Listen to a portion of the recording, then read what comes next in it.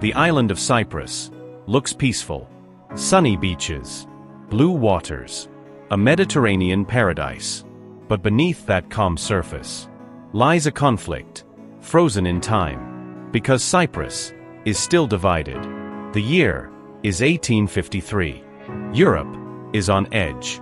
The Ottoman Empire is weakening, and powerful nations are watching closely, not for peace, but for opportunity. Cyprus sits at a crossroads between Europe, Asia, and the Middle East. For centuries, empires fought over it, because whoever controlled Cyprus controlled trade. First came the Greeks.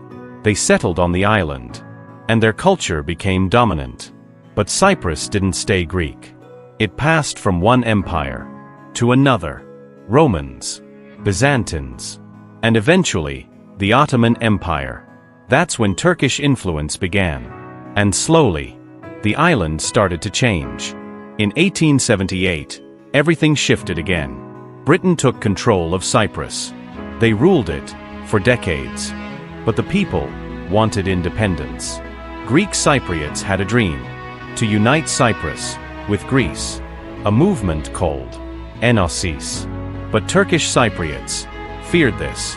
They didn't want to become a minority. Instead, they supported division.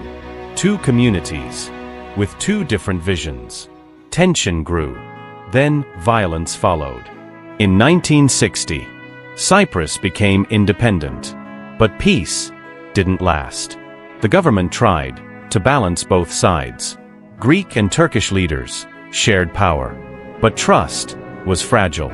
By 1963, violence broke out. Communities clashed in the streets. People were forced to flee. Entire villages were separated. The island was slowly splitting. The United Nations stepped in. They created a buffer zone. It became known as the Green Line. It cut through the capital, Nicosia, and divided communities. But the worst was still coming. Everything would change in 1974, and it would happen fast. Ακούσου Cyprus, backed by Greece. Their goal was clear: unite Cyprus with Greece. Turkey saw this as a threat.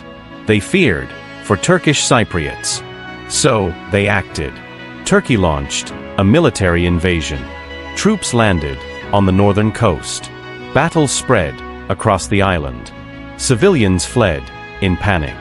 Thousands were displaced. Families were separated overnight.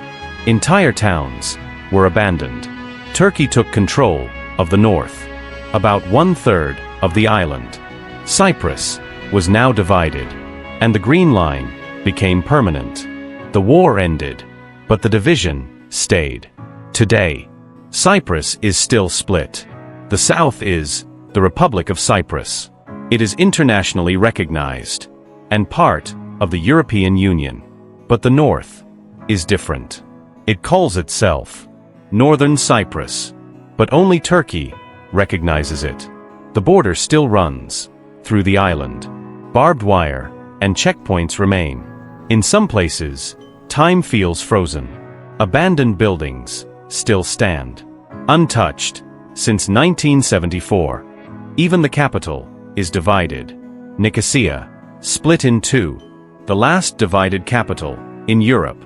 So why is Cyprus still divided? Because both sides disagree. On borders, on government, and on identity. Peace talks have happened many times, but none have succeeded. Trust is still fragile, and history still hurts. So the island remains divided. One island, two nations, and a conflict frozen in time. Cyprus is still divided, and no one knows when that will change. Because history doesn't repeat, but it echoes.